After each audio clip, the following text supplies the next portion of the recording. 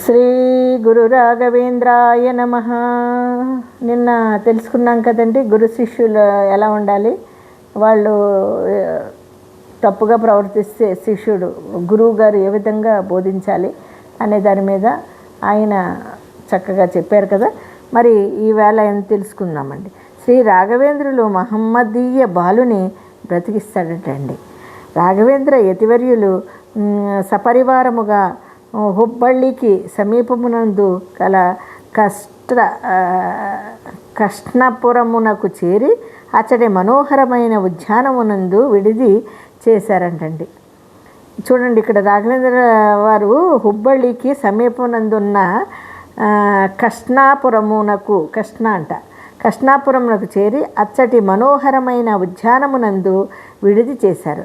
ఆ కాలంలో ఆ ప్రాంతమంతా కూడా నవనూరు నవాబు పరిపాలనలో ఉండేదంటండి. నవాబులు అనుకునేవాళ్ళం కదా, నవాబులు మాట విన్నాం కానీ ఆయన పేరు వచ్చి నవనూరు నవాబు అంటండి. నవనూరు నవాబు గారి పరిపాలనలో ఉండేదటండి.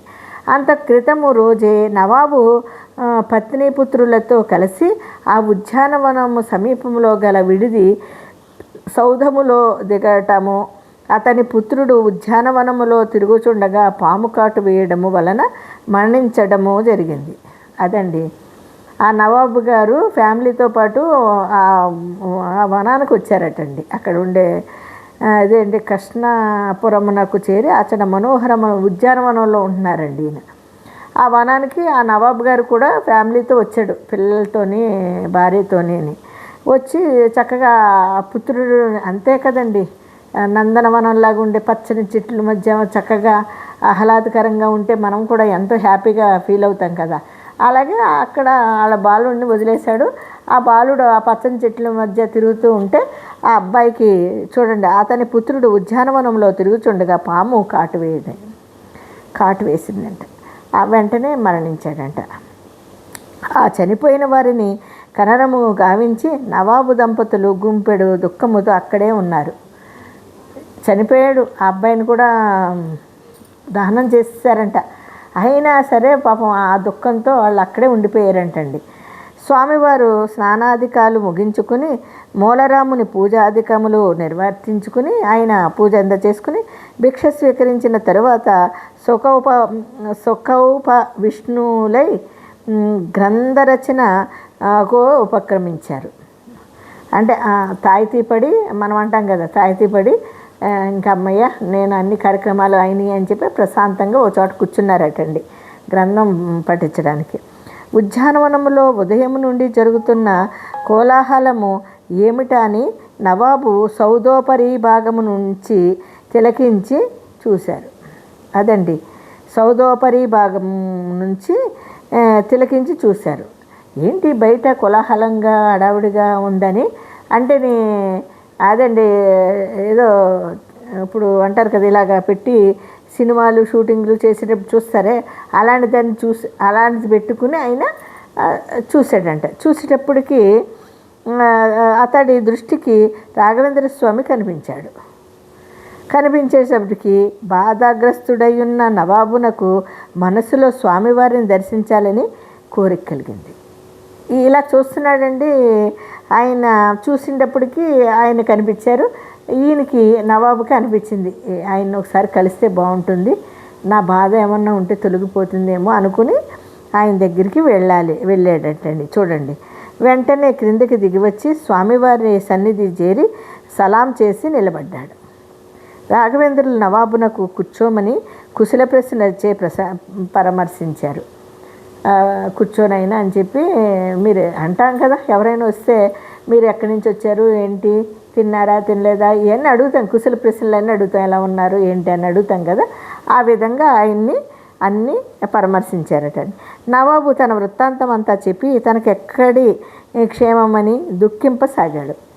నాకు ఇంకేమి సుఖం ఉంది, ఏమి ఉంది, నా బిడ్డ ఇలాగ చనిపోయాడు అని చెప్పి పాపం దుఃఖించాడటండి.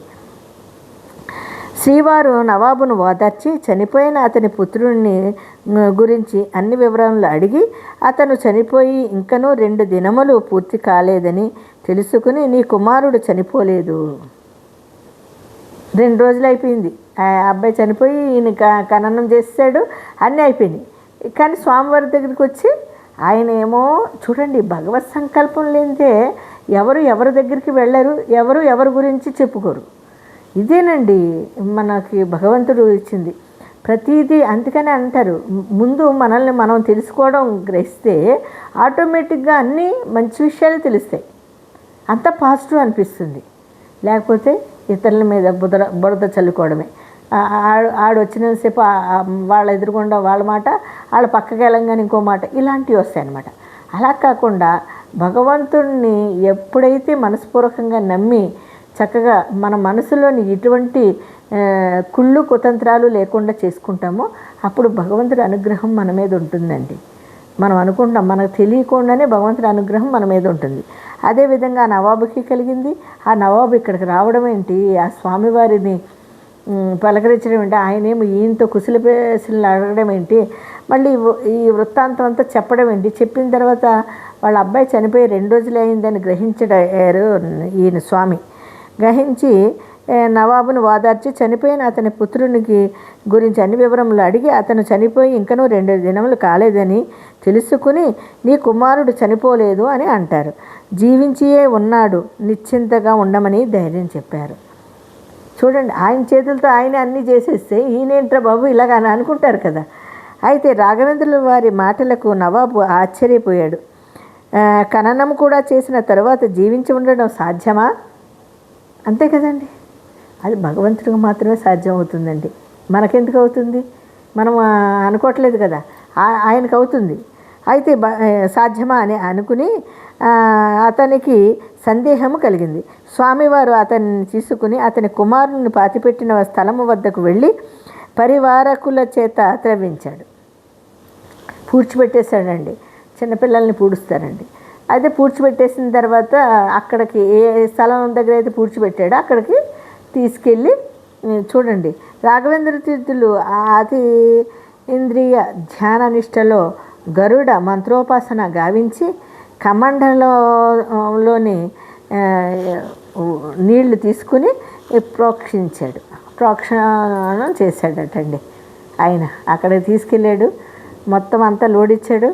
ఆయన చేత శవాన్ని బయటకు తీపిచ్చాడు.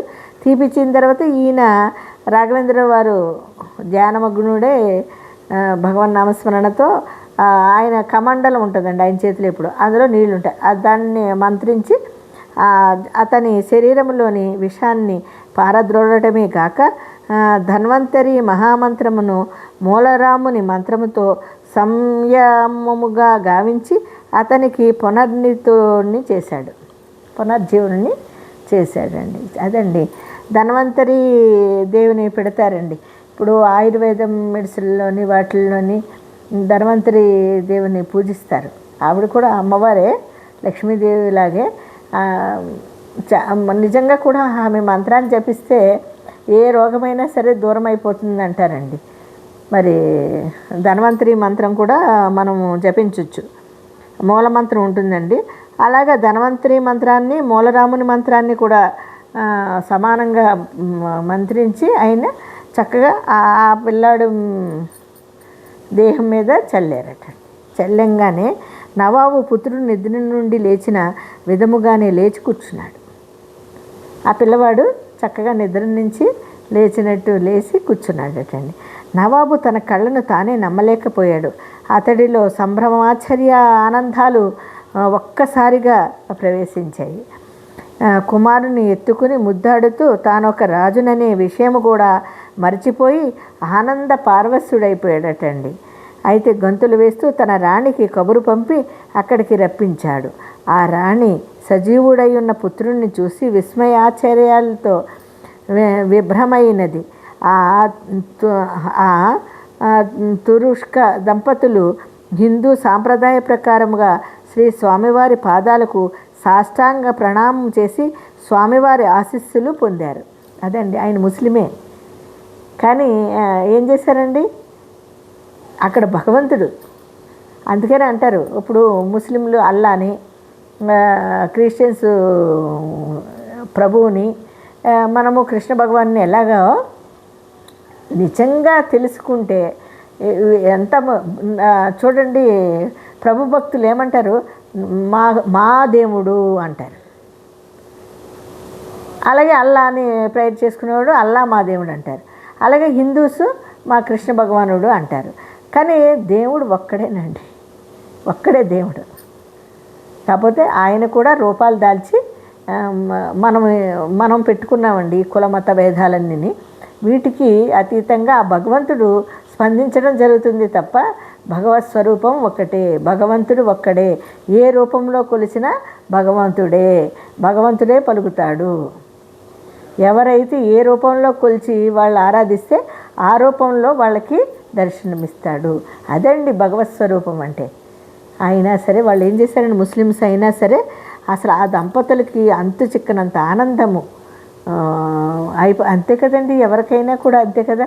నిజంగానే చనిపోయిన పుత్రుడిని బతికించాడు భగవంతుడు అంటే ఎంత ఆశ్చర్యం అండి, ఎంత ఆనందం అండి. అసలు నిజంగా అలాంటి పరిస్థితి ఎవరికి రాకూడదు. వచ్చిన తర్వాత ఇలాంటి ఆనందము అందరికీ దక్కాలి. అదండి భగవంతుని యొక్క లీలలంటే అద్భుతాలండి. రాఘవేంద్ర స్వామి కూడా చాలా అద్భుతంగా ఆయన ఆశీర్వాదం ఉండేదండి. ఇప్పటికీ కూడా మంత్రాలయంలో పోతే అనుకున్నది అనుకున్నట్టు జరగడమే కాకుండా వాళ్ళకి అపరూపమైన ఆనందకరమైన ఆశీర్వాదాలు అందుతాయి. కాబట్టి మొక్కుబడులు ఉంటాయండి. ఎంత గొప్ప కష్టమైనా సరే ఆ మొక్కులు తీర్చుకుంటారు రాఘవేంద్ర స్వామి దగ్గర. నేను కళ్ళారా చూశానండి. ఆయన ప్రేమని, ఆయన ఆశీర్వాదాన్ని పొందానండి. అందుకని నాకు కూడా రాఘవేంద్ర స్వామి నేను ఎప్పటి నుంచో ఉన్నాండి, ఇప్పుడే కాదు, 30 years బ్యాక్ నుంచి కూడా నేను ఆయన్ని కొలుస్తానండి. అలాగే బాబా గారిని ఈ గురుస్థానంలో సద్గురువులుగా ఉండే ప్రతి ఒక్కరూ నాకు చాలా చాలా ఇష్టం అండి, తండ్రి సమానులు. కాబట్టి ప్రతి ఒక్కరూ కూడా ఇలాగే బాబా గారిని ఎంతగా ప్రేమించి భక్తి శ్రద్ధలతో ఉంటారు. అలాగే రాఘవేంద్ర స్వామి, మరి వెంకయ్య గారు కానీ, వెంకయ్య స్వామి గారు కానీ, రమణ మహర్షి గారు కానీ, వీళ్ళందరూ కూడా మహానుభావులు. అందరికీ వందనాలు. మరి రేపొద్దున్న మళ్ళీ కలుసుకుందామండి. అంతవరకు అందరికీ జై గురు రాఘవేంద్రాయ నమః.